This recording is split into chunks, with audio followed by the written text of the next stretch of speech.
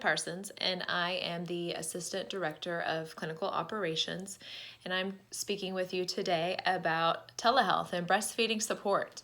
And I too have had a big opportunity in 2020 to gain some experience with telehealth.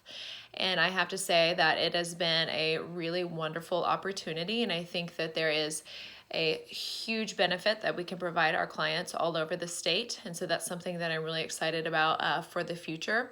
But as with any new endeavor, there's definitely been some learning opportunities, some growth opportunities in regard to how to best provide these.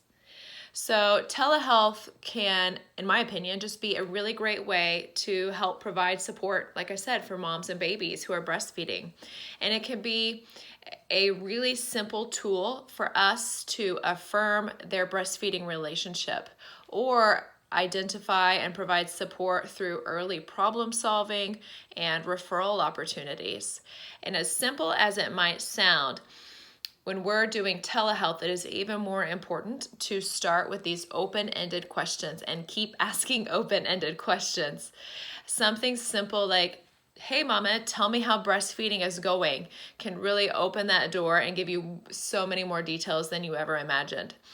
And if a mom immediately expresses a concern, it's so important for us to affirm their challenges within their own experience before we provide education.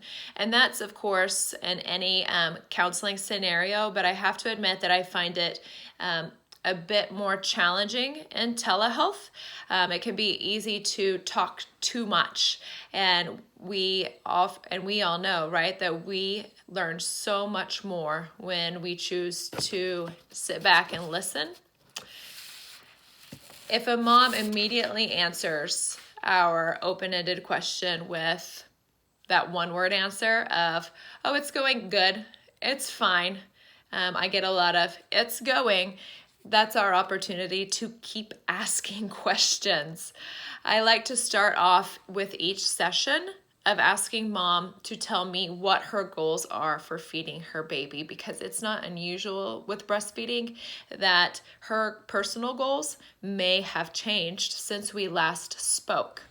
And when I know what her goals are, it is much easier as we're walking through step by step what her current feeding looks like, that like her current scenario looks like. It's much easier for me to perhaps identify gaps that might be existing within that current breastfeeding relationship.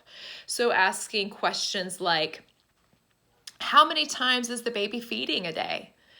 How many bottles is the baby receiving? Is it your milk or is it formula?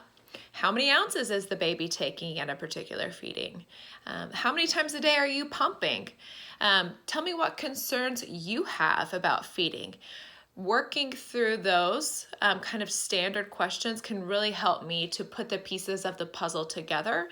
And I think that they could help you as well, really no matter what mom's answer was, whether it was feeding is going bad, feeding is going good, or, it's going. We can really work together to create this well-rounded picture and determine if there are any gaps, and we can help provide support.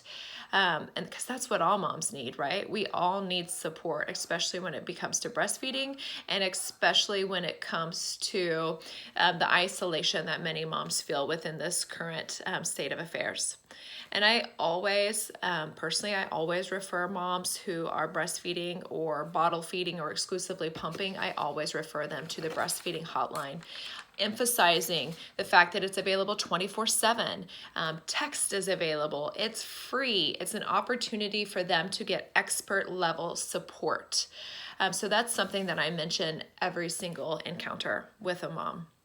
And when it comes to breastfeeding, keeping in mind that early intervention is key. It's essential. So if you have concerns about something that just doesn't seem to line up, or you see that there's gaps within this feeding relationship, or if a mom is expressing any sort of challenges, whether it's pain or concern about her supply or just questions in general, it's always best just refer her to an IBCLC.